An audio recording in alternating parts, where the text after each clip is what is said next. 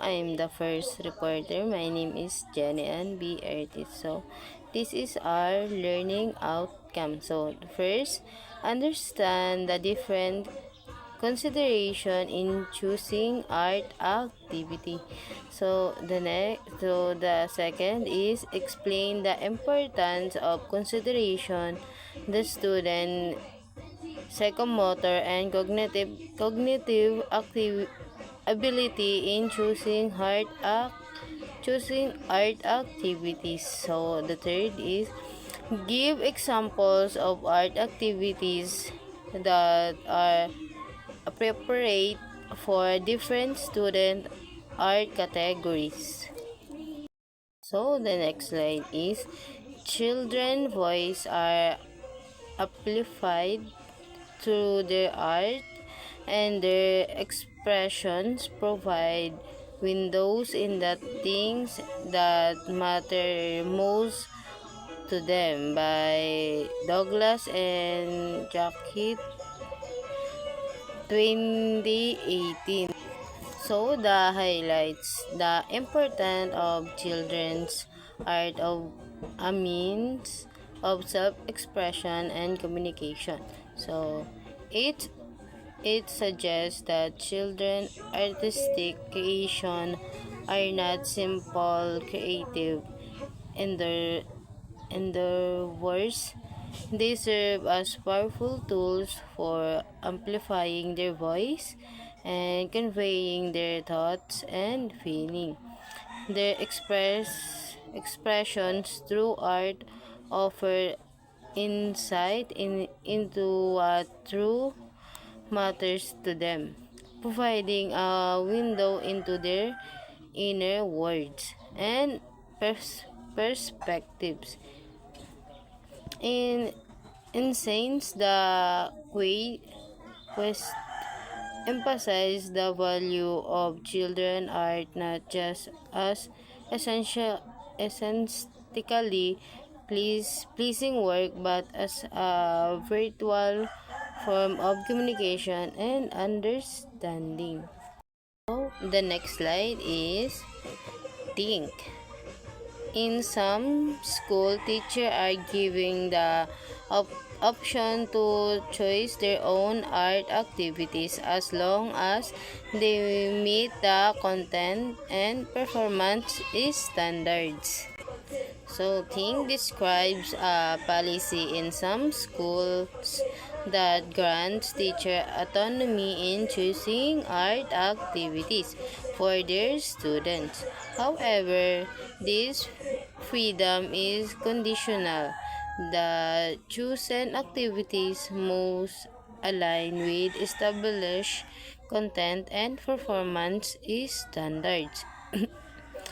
This suggests a balance between teacher creativity and adherence to curriculum guidelines. Hello everyone, I am Rosan Tabalde, the second discussant. My topic is about the types of arts activity based on content and function. Art and culture-based theme, some arts activity are inspired by the works of other artists by using the same technique, medium, or subject. It can be done exactly on how the artist does it, or it can be modified to different process and outputs. In the DBAA approach, the classes start with a discussion from a lesson in art history about famous artists or works from a cultural community. So art activities often draw inspiration from the works of other artists by adapting their techniques, medium, or subject. So this practice allow artists to explore new method, develop their skill, and pay homage to influential figure in the art world. So, yung technique, artists study, replicate the techniques used by their inspiration to understand their method and processes. This might include specific brushwork, layering method, or sculpting techniques. So, in skill development, The practicing this technique help artists improve their craftsmanship and experiment with different styles, ultimately contributing to their artistic growth. So, example po yung pointillism, inspired by George Seurat. Artists may use tiny dots of color to create images, exploring the effect of color, blending, and light perception. And about naman sa surrealism, artists inspired by Salvador Dali might experiment with dreamlike imagery and unexpected juxtaposition to create surreal artwork. In summary po, art activity inspired by the work of other artists through similar techniques, medium or subject foster creativity, skill development, and deeper appreciation of artistic heritage. They enable artists to learn, innovate, and contribute to the ever-evolving landscape of art. Integration in subject and content areas. Art is universal and transdisciplinary. Some art activities are integrated into other disciplines such as science, technology, engineering, arts, and mathematics or STEAM. Education where students are challenged to create projects and apply their knowledge and skill to solve problems. So, some arts activity are based on story and other forms of literature, such as illustrating for a book or making props and costume for a role play.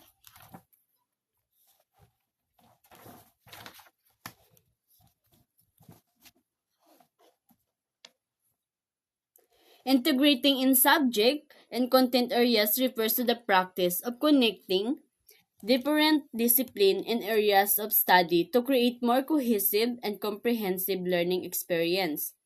This approach helps students see the connection between various subjects, making learning more relevant and meaningful. There are some type of integration. Thematic integration is involves organizing instruction around a central theme or topic that span multiple subjects. This theme provide a unifying context for learning activities in different contents areas.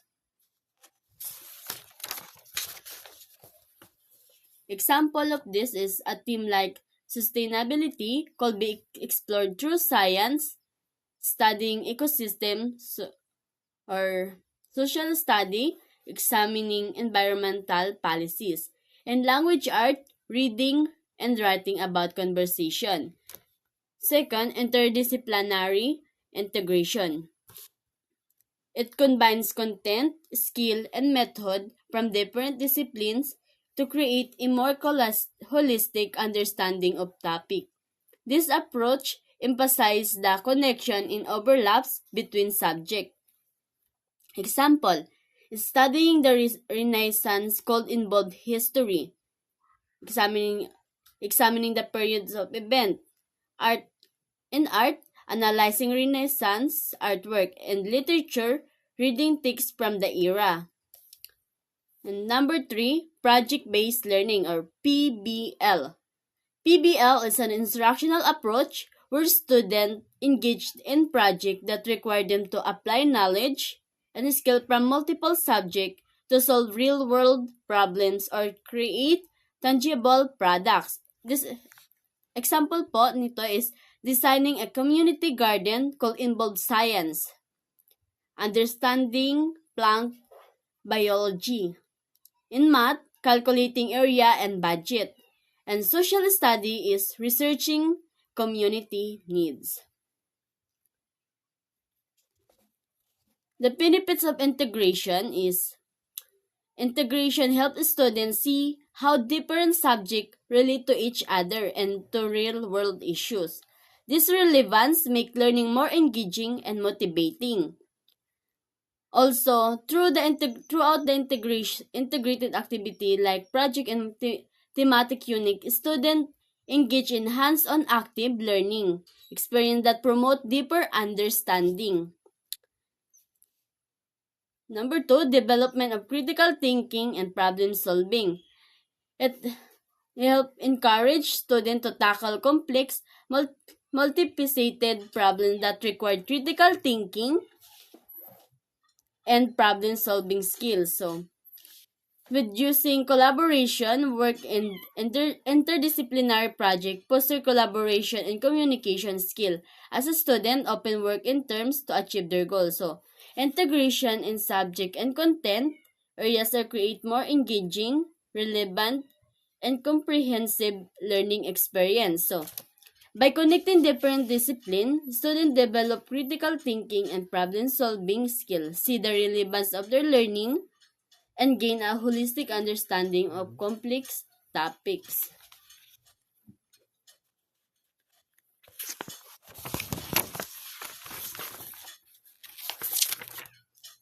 Holiday and event themes. During holiday and special occasion, students are able to connect their work to relevant experience through art activities. So, holiday and event themes in art are wonderful way to capture the spirit, tradition, and cultural significance of various celebration. These themes provide artists with rich material to explore and express through different medium and styles. Holiday themes, example, Christmas.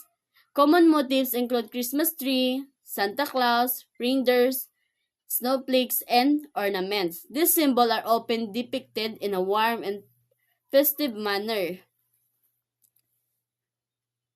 Traditional color red, green, gold, and white are frequently used to evoke the holiday spirit. Yung activities, art activities might include creating holiday cards, decorating ornaments, or painting winter landscapes. 2. Halloween. Typical themes include pumpkin, goose, witches, bats, and haunted houses. These elements are often portrayed in a spooky and playful manners. Yung color naman po is orange, black, purple, and green are common colors associated with Halloween. The activity that we can use or do is art project called include carving pumpkins, making masks, or designing spooky posters. So, number 3 po, Valentine's Day. Heart flower, Cupid, and lovebirds are popular symbol used to represent love and affection. Yung color na ginagamit naman dito is red, pink, and white are the primary color used to convey the romantic theme. Activities might involve creating handmade valentines, heart-shaped crafts, or love-theme painting. So, holiday and event themes in art provide a creative outlet for expressing the joy, spirit, and cultural significance of various celebrations. By using a traditional symbol, colors, and motif, artists can capture the essence of this occasion and create works that resonate with the emotion and experience of their audience.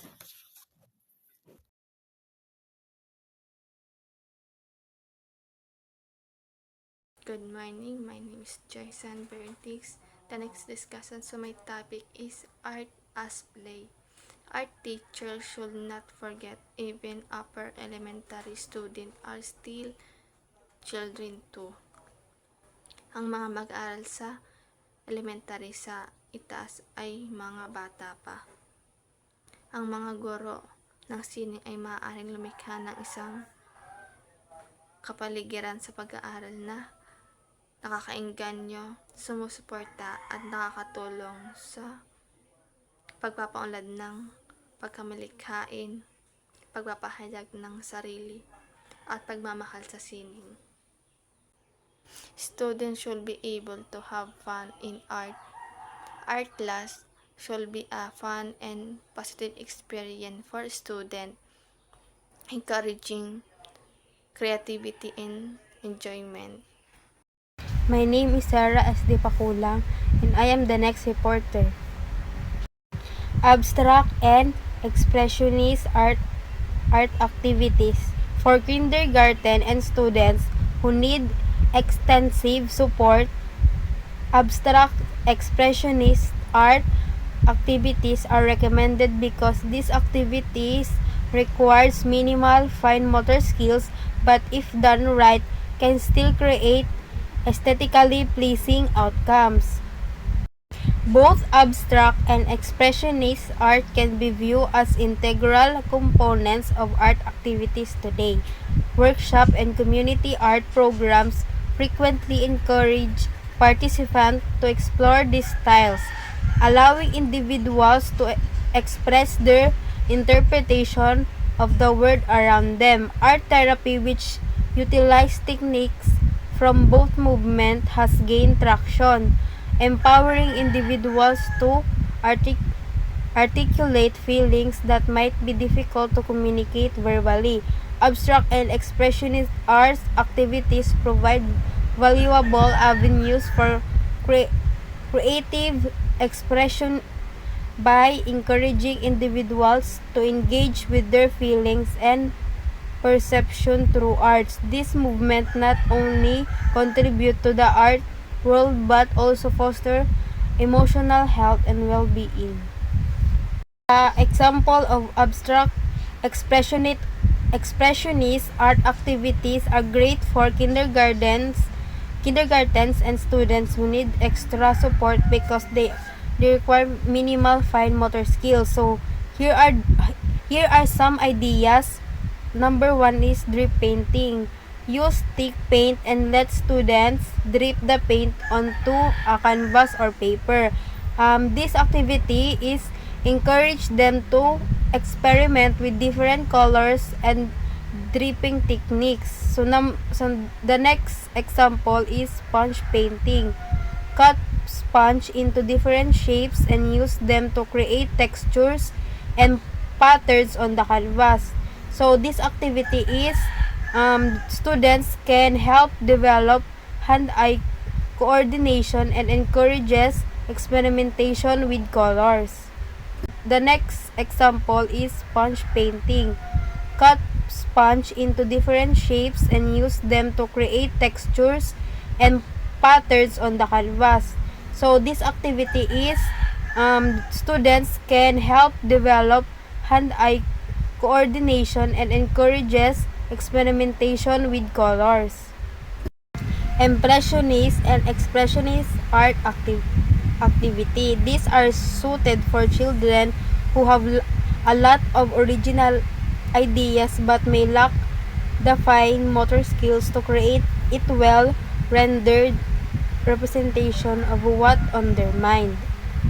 Expressionism emerged around the early 20th century, primarily in Germany. This movement was driven by the desire to express emotional experience rather than physical reality. Expressionist artists sought to convey their feelings and perspectives through distorted forms, exaggerated colors, and dynamic brushwork. Famous expressionist artists include Ed Van Munch, known for his hunting work, The Scream, and Wassily Kandinsky, who explores abstract form. Expressionism aimed to evoke emotional responses in viewers, focusing on the internal rather than the external world. So these are the example of impressionist and expressionist art activities are perfect for kids bursting with ideas but still developing their fine motor skills. Here are some fun and engaging activities. So coloring, mixing, exploration. Provide a variety of watercolors, acrylics, or even tempera paints. These activities encourage kids to experiment with mixing colors to create unique shades and tones. They can explore creating a rainbow of colors or focus on specific color families. So the next activity is light and shadow play. Set up a still life with simple objects like fruit, toys, or everyday items. So this activity is have kids observe how light and shadow fall on the object. Encourage them to use colored pencils, crayons, or pastels to create their own interpretation of the light and shadow patterns. That's all for my report. Thank you.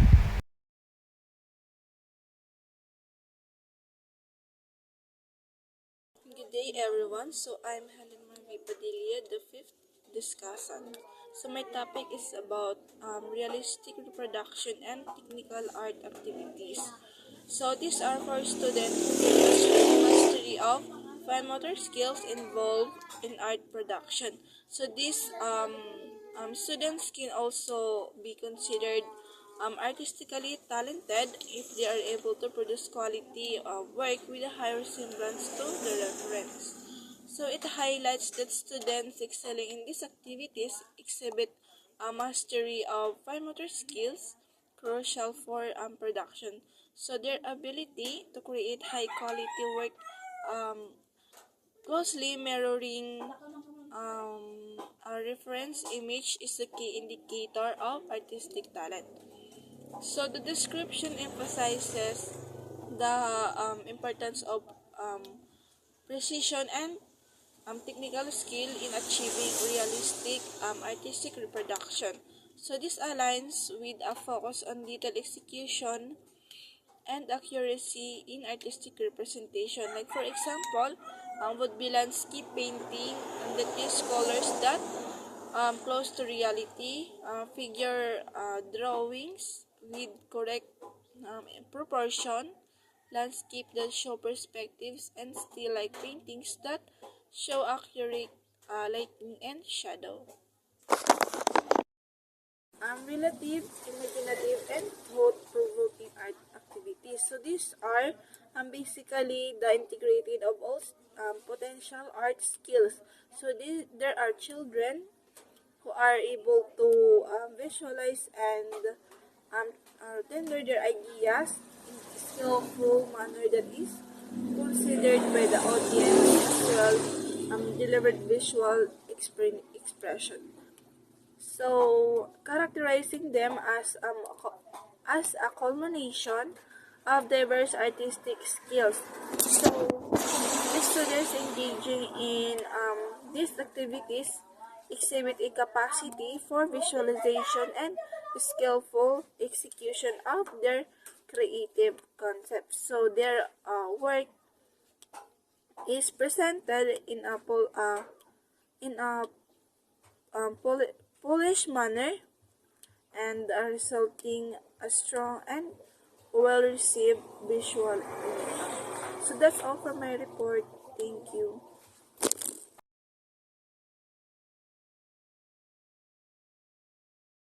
Creative, imaginative, and thought-provoking art activities. So these are basically the integrated of all potential art skills. So these are children who are able to visualize and render their ideas in a skillful manner that is considered by the audience as well as delivered visual impression. So this highlights a special group of children who are exceptionally gifted in the arts. They possess a unique blend of skills that sets them apart. So first, creative. They are able to think outside the box, come up with the original ideas, and translate those ideas into tangible art pieces. So this means they aren't just copying what they see, but are actively generating new concepts and approaches. Second, imaginative. They have rich inner world and can use their imagination to bring ideas to life. So, their art often reflects a unique perspective or a fantastical world that they've conjured up. So, third is thought-provoking. Their art is not just visually appealing, but also prompts viewers to think, feel, and reflect. They use their art to communicate ideas, emotion, and even social commentary. So, in essence, these children are able to combine their creative thinking, imagination, and technical skills to create the art that resonates with people on a deeper level. They are not just good artists, but rather they are artists who have mastered the ability to use their skills to create something truly special. So, think of it like this. Imagine a child who can visualize a fantastical creature in their mind. Then, they use their skills in drawing, painting, or sculpting to bring the creature to life on a canvas or in a clay. The result is not just beautiful image, but something that makes you stop and think, wow, where did that idea came from? That's the kind of artistry these children possess. When planning for an art activity, the teacher should carefully consider the student's placement in these areas in order to create an ideal flow in an art class. So this statement emphasizes the importance of differentiated instruction in an art class. It means the teachers should tailor their art activities to cater the varying levels of creativity, imagination, and thought-provoking abilities within their students. Here's why it's crucial. First, individual needs. Students have different strengths and weaknesses in art. Some might excel in technical skills, while others might be more imaginative. A one-size-fits-all approach won't work for everyone. Second, optimize learning. By considering each student's strength, teachers can create activities that challenge them appropriately, leading to greater engagement and learning. Third is ideal flow. A well-planned art class should have a smooth flow where students can progress at their own pace without being frustrated or bored. This is achieved by providing differentiated activities that cater to individual needs. So, for example, creative students. Creative students might be open-ended projects where they can explore their own ideas. Second, imaginative students could be encouraged to create fantasy worlds or invent new creatures. Third is thought-provoking students. Thought-provoking students might be challenged to create art that addresses social issues or sparks discussion. So, by carefully considering these areas, teachers can create an art class that is both engaging and beneficial for all students, regardless their individual strengths.